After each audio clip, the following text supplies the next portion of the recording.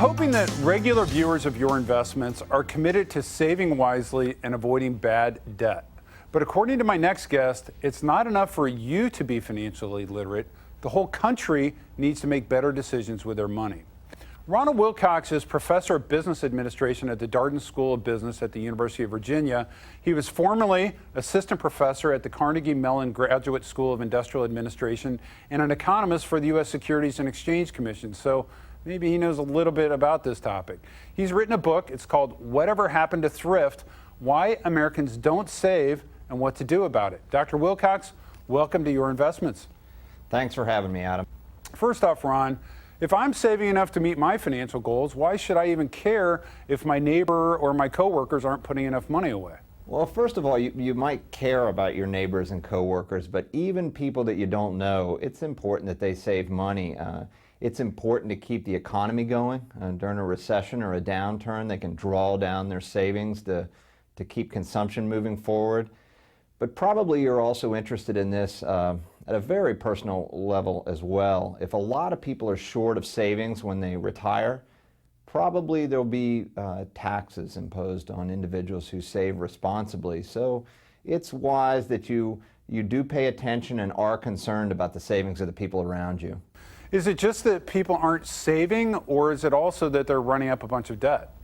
Both, really. I think one of the issues here is that the United States has very well-developed capital markets. So relative to other countries in the world, we're able to borrow more easily. And that's not just for homes and cars, but washing machines and just about anything else. So a lot of people, when they say they can afford something, what they really mean is they can afford the payments on something. So a lot of people are in debt that way, but even people that manage their debt reasonably, we find that a lot of people still don't save money. So there's more at work here than just the credit card culture that a lot of people complain about when they talk about a lack of savings in the U.S. So Ron, is this approach to finance just part of our culture as Americans?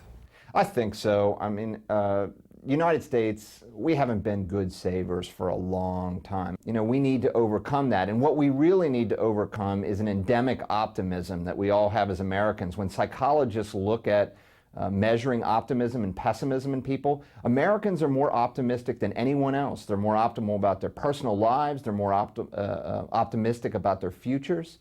And that's part of the reason people don't save. When you believe that tomorrow is going to be better than today, it doesn't really make sense for you to set aside a lot of money. So who's most at risk when it comes to not being able to provide for a financial future? Mostly it's people that don't have access to company-sponsored retirement plans. Most people that work for bigger companies or that have reasonable income have access to these kinds of plans. And that is a store of wealth for a lot of American families, the contributions to these plans.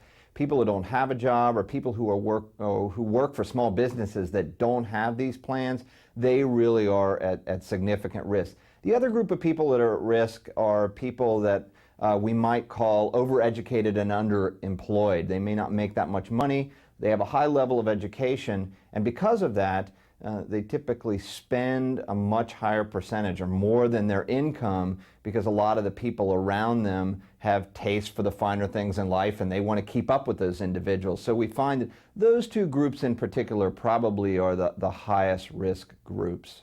My wife will love this question. How gender-based are approaches to saving and managing money? Well, I think in general women manage money better than men, and there's good evidence to support that.